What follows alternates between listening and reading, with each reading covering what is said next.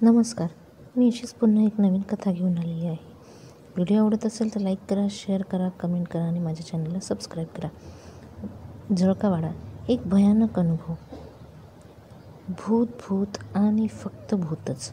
हो, लहानपणापासून मनीषला भूताच्या कथा ऐकण्याची सवय होती. सिरियल पाहणे त्याला खूप आवडायचे. बघता बघता मनीष मोठा झाला.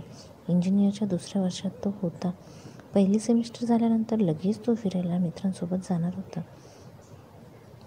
त्याचं ठिकाण नक्की नव्हतं, पण फिरायला जायचं हे मात्र नक्की होतं. परीक्षा संपल्यावर सांगली जिल्ह्यातील माळशेर गाव तसं लहान होतं. लोक छान होतं, लोकसंख्या खूप कमी होती, पण निसर्गाने नटलेलं होतं. मनीष मित्रांसोबत निघाला. आईवडिलांच्या पाया पडून घरातून निघाला. सोबत गणपतीची मूर्ती घेऊन निघाला. मित्रांसोबत मुलगा पहिल्यांदा इतका लांब निघाला म्हणून काळजी होती जायला. जाता जाता आईला टाटा करून गेला. मनीष मित्रांसोबत एका प्रायव्हेट गाडीने निघाला. खर्च सर्वांनी केला होता.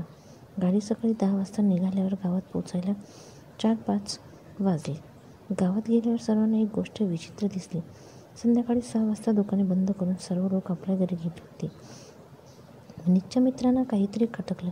तिथल्या एका सायकलवरून येणाऱ्या व्यक्तीला त्यांनी विचारलं, "काय हो काका, हे दुकान इतक्या लवकर बंद का?" काका म्हणाले, "अरे आज 10 डिसेंबर आहे." "हो, मग काय होतं?" मनीष म्हणाला. काका म्हणाले, "अरे तुम्हाला माहीत नाही का?" मनीष म्हणाला, "नाही."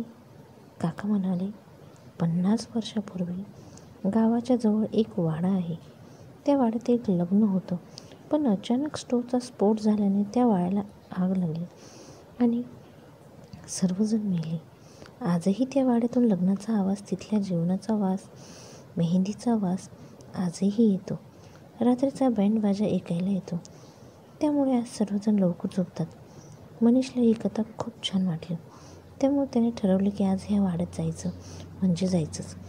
पण मनीषचे मित्र तयार नव्हते त्या वाड्यात जायला. आधी सर्वजण तिथे असलेल्या एका छोट्याशा हॉटेलमध्ये गेले. 2 दिवसासाठी रात्रीचे जेवण करून झाल्यावर मनीष सर्वांना विचारले, "कोणी येणार का?" सर्वांकडून नकार आल्यावर मनीषने स्वतःच एकटं जायचं ठरवलं होतं. Camera for video shooting and pick यासाठी त्यांनी घेतला. गणपतीची मूर्ती, पाण्याची बाटली त्याने बागेत ठेवली आणि तो मित्रांच्या नकळत तो निघाला. रात्रीचे 11:30 वाजता होते. थंडी असल्यामुळे सर्व रातकिडी, कुत्रे यांचे आवाज स्पष्ट येत होते. हा वाडा तसा गावापासून लांब होता, पण गावकऱ्यांना वाड्यातल्या बाजाचा आवाज येणारच. काही लोक जेवणाच्या सुगंधाने वाड्यात गेले, पण परत नाही आले. वाडा खूप जुना असल्याने सर्व भिंती कुजलेल्या. वाड्याभोवताली काहीच प्रकाश नव्हता, फक्त काळोख होता. मनीष रात्रीचे 12:15 तिथे पोहोचला. एका हातात टॉर्च आणि दुसऱ्या हातात कॅमेरा होता. तो वाड्याचा गेट खोलून आत शिरला. सुकलेल्या पानावर पाय ठेवत तो गेला. त्यामुळे पानाचा आवाज झाला. वाड्याच्या बाहेर 2 झोके एकमेकात अडकून पडलेले होते. अचानक थोडी थंडगार हवा आली आणि कसला तरी आवाज ऐकू लागला. ते झोके हालत होतं, सरळ नाही, असे आडवे हालत होते. मनीषने त्या कॅमेऱ्यात शूट केलं आणि तो पुढे निघाला. दरवाजा अर्धा उघडला होता, पण मनीषने दरवाजाला हात लावल्यावर तो दरवाजा उघडण्याच्या आतल्या बाजूला पडल्या इतक्या मनीषच्या समोरून एक काळं बकरू समोरून गेलं. उजव्या बाजूला ते बकरू होतं जे मनीषने जेव्हा गावात आला तेव्हा ते आत जाताना पाहिलं होतं. कदाचित ते हेच असावं. मनीष आता वाड्याच्या आत आला होता. तो डाव्या साईडला गेला. हातातल्या कॅमेऱ्याने तो शूट करत होता. अचानक 2-3 लहान मुलांच्या हसण्याचा आवाज आला होता. तो थोडा पुढे गेला. इतक्यात एक लहान मूल त्याच्या पाठीमागून गेले. त्याने मागे पाहिलं तर कोणीच नव्हतं. तिथे खूप मोठा झुंबर होता. वर ते रूम होते. वर जायला शिड्या होत्या. मनीष आता शिड्या चढून वर जात होता. अचानक त्याच्या समोरून ते बकरू आलं. ते शिड्या उतरत होतं. त्याने विचार केला, पण ते बकरू तिकडे गेलं होतं, मग इकडे कसं आलं? मनीषला खूप भीती वाटली. बकरू त्याच्याजवळ येणार तितक्यात ते गायब झाला. हे त्याच्या कॅमेऱ्यात शूट झालं होतं. हळूहळू तो वर चढत होता. कॅमेरा चालू होता. अचानक एका मुलीच्या हसण्याच्या आवाजाने त्याचा कॅमेरा खाली पडता पडता वाजला. काही झालं तरी भूताला पाहिल्याशिवाय मी जाणार नाही, असं मनीषने ठरवलं होतं. वरती गेल्यावर तिथे 1-2 रूम होते. त्या रूममध्ये लग्नाच्या सर्व वस्तू होत्या. मनीष आत गेला. तो सर्व रेकॉर्ड करत बॅग खाली ठेवून तो जळालेल्या सर्व वस्तू पाहत होता. अचानक त्याला गरम गरम जिलेबीचा वास आला.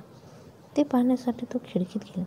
त्याने अचानक बॅटरी मारली. बघतो तर काय, तिथे खाली आचार्य जिलेबी बनवत होते. हे असं मनीषने कधीच पाहिलं नाही. आणि विशेष म्हणजे तेही बिना लाईटचे जेवण. हा एक धोक्याचा इशारा होता. मनीषला तिथून लगेच निघायचे होते. भूत पाहिल्यावर तो घाबरला तर होता, पण आता त्याला जायचं होतं. रूमच्या बाहेर येताना तो बॅग आताच विसरला होता. तो रूमच्या बाहेर आल्यावर त्याने जे पाहिले ते भयानक होतं. ज्या शिड्याने तो वर भिंतीवरती रूम होते, आता तो खाली कसं जाणार हेच पाहत होता. रूमचा बंद केलेला दरवाजा अचानक आपोआप खुलला. पिवळा शालू घातलेली एक मुलगी त्यातून बाहेर आली. ती हळूहळू मनीषच्या जवळ येत होती. तिने मनीषला खाली ढकलून दिले.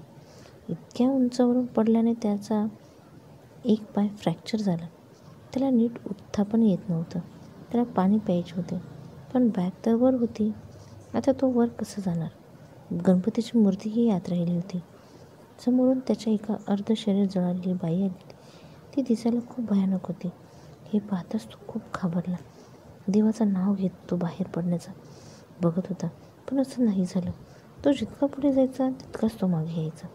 आता हळूहळू घरातली जळालेली सर्व माणसं त्याच्यासमोर येत होती. ते इतके भयानक होईल असं त्याला कधीच वाटले नाही. तो हळूहळू सरकत बाहेर आला. ती माणसं त्याच्या मागे गायब होऊन त्याच्यासमोरून येत होती. आजूबाजूला कुठलेच लाईट खांब नसताना इतका प्रकाश आला कुठून? काही लहान मुले तेही जळालेली होती, खेळत होते. या भुताटकीत आता आपला जीव जाईल असंच त्याला वाटत होतं. ते माणसे त्याच्यावर हल्ला करणार हे पाहताच त्याने डोळे मिटले. जेव्हा जाग आली तेव्हा सकाळचे 7 वाजले होते. मनीषला जेव्हा जाग आली तो वाड्याच्या बाहेर पडला होता. आपण कसे वाचलो हे त्याला माहीत नाही, पण मृत्यूच्या दारात जाऊन आपण बाहेर आलो हे एक चमत्कार होता. थोड्या वेळाने त्याचे मित्र त्याला शोधत त्याला न्यायला आले आणि घरी येऊन गेले. त्याच दिवशी तो आपल्या घरी पण गेला होता.